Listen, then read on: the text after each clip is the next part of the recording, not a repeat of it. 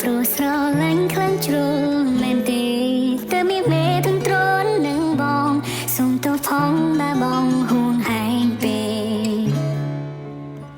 មានពាក្យណាគ្រាន់ស្ដាប់ជាងនឹងទេគ្រប់ពេលដែលយើងឆ្លោះគ្នាពុំងាយកពាក្យបែជាដំណងស្រ័យចុងក្រោយបងយំ